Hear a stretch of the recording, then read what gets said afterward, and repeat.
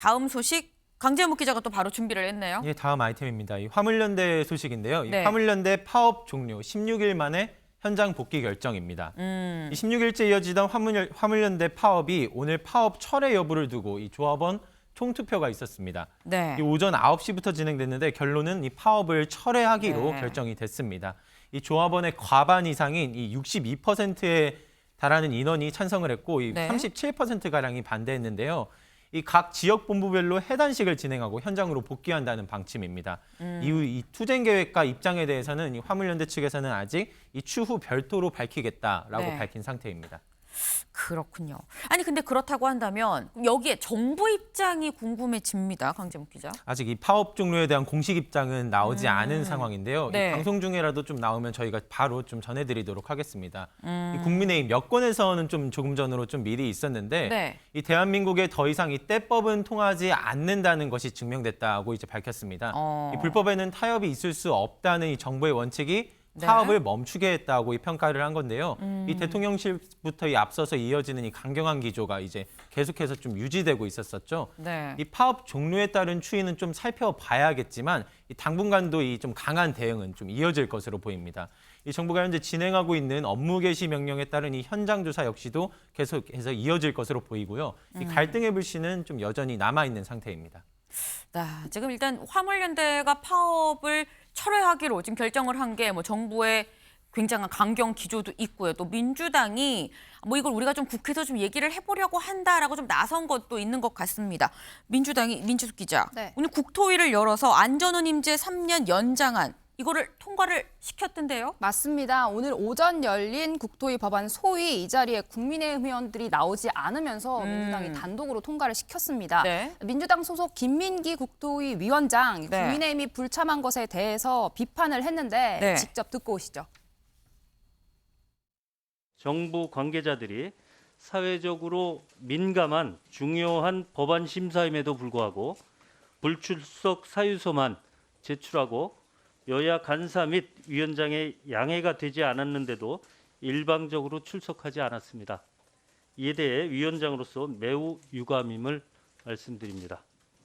자신들이 주장해왔던 특히 여당 간사까지도 3년 연장에 대한 법까지 발의해놓고도 이래 오늘 불참하고 합의 처리하지 않는 것은 대통령실의 일방적인 지침을 그대로 따르는 여당으로서는 있을 수 없는 무기력한 정치력만 지금 보여줄 뿐이다라고 생각하고. 네, 여당 없는 자리 야당 의원들 발언 수위 높아졌습니다. 네. 의사진행 발언에는 한준호 의원 소위에 계속 출석을 요구했지만 나오지 않은 이 원희룡 장관에 대해 고발 조치하겠다 이렇게 이야기를 했고요. 네. 심상정 의원은 이 국민 이겨먹는 대통령을 국민이 내버려두지 않을 것이다 이런 발언을 하기도 했습니다. 한편 이 국민의힘 3년 연장안은 이미 파업으로 인해 물 건너갔다 이런 입장인데요. 직접 네. 듣고 오시죠. 민주당이 또다시 민노총의 하수인 역할에 나섰습니다. 동력을 상실한 화물연대 집단 운송 거부의 퇴로를 마련해주기 위해 이미 효력을 상실한 정부안을 수용하겠다며 국회 강행 처리에 나선 것입니다. 이미 효력을 상실한 정부안 처리를 강행하는 이유가 화물연대 집단 운송 거부 철회 명분 마련을 위해서라면 즉각 입법쇼를 중단하기 바랍니다. 네, 연장안 오늘 소위 통과했지만 이 안건으로 상정되기 위해서는 이 법사위 전체 회의도 넘어서야 하는데요. 네. 이 법사위원장이 국민의힘 소속 김도읍 의원이죠. 네. 이 부분이 좀 관건이 될 것으로 보입니다. 그렇군요. 장윤미 변호사님. 사실 이 국민의힘은 이 파업에 들어가지 않는 조건으로 이 일몰제를 3년 연장하겠다. 근데 파업에 들어가지 않았느냐. 그러니까 아예 원점이다. 다시 처음부터 0점 세팅을 하고 얘기를 해야 된다라는 입장인 거거든요. 지금 파업 철회를 했습니다. 하지만 뭐 상관없다. 우린 원점이다라는 입장이기 때문에 복귀를 해도 다시 갈등이 불거질 수도 있지 않을까요? 갈등 봉합을 할 의지가 사실상 없다라고 봐야죠. 여기서 파업을 했는지 여부는 사실 사후적인 겁니다. 정말 중요한 건 그 관련 규정의 핵심 내용 아니겠습니까? 네. 파업에 돌입하게 된 거는 올해면은 일몰제로 이 규정, 안전운임제가 더는 지속되지 못하기 때문에 네. 정부에서 여당에서 먼저 냈던 게 3년으로 유한하게 이걸 다시 운용해 보자라는 것이었어요. 그걸 민주당이 받고 화물연대가 받은 겁니다. 사실상 복귀를 했기 때문에. 네. 그런데 우리가 이거는 먼저 복귀하는 걸 전제로 내건 카드이기 때문에 다시 원점으로 갔다.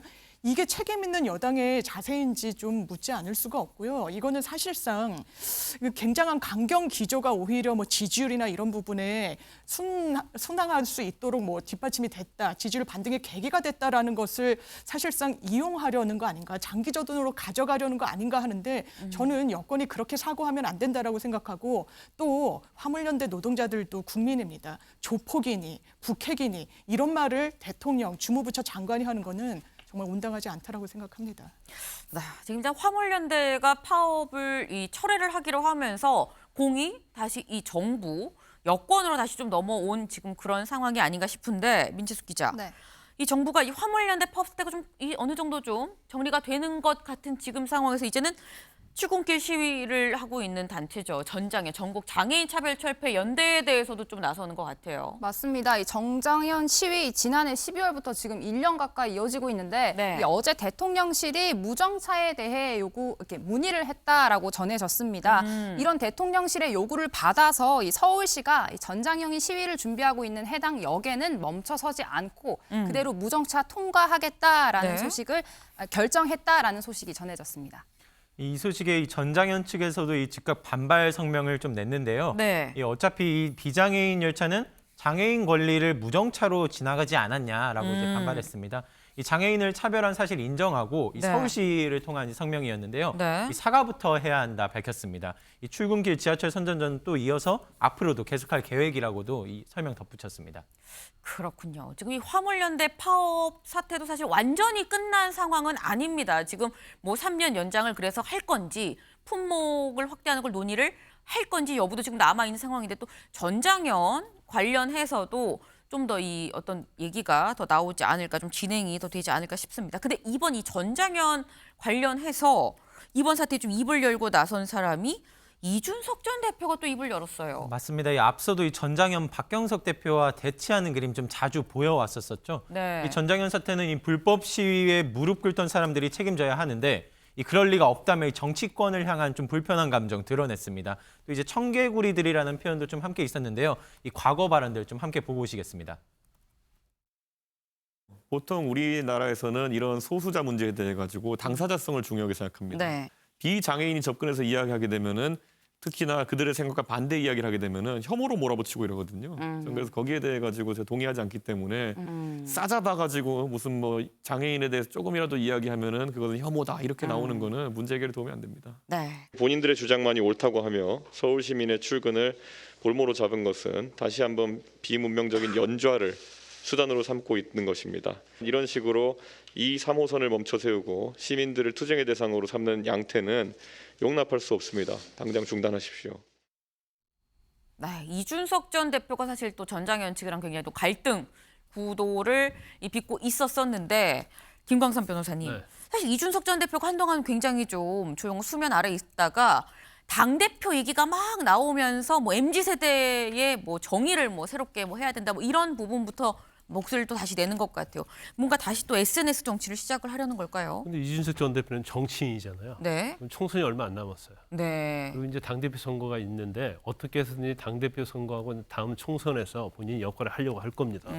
그래서 슬슬 지금 몸풀기를 하고 있다고 볼 수 있을 것 같아요. 저는 가처분이 기각됐잖아요. 네. 그래서 상당히 이제 치명상을 입었거든요. 그렇기 때문에 어느 정도의 어떤 조용히 있다가 모르겠어요. 이제 자기 성찰의 시간을 가졌는지 모르겠지만 이제는 뭐 슬슬 몸을 풀면서 자기 정치를 좀 시작하는 걸로 보입니다. 이제 몸을 슬슬 좀 푸는 게 아니겠느냐라는 말씀을 주셨습니다.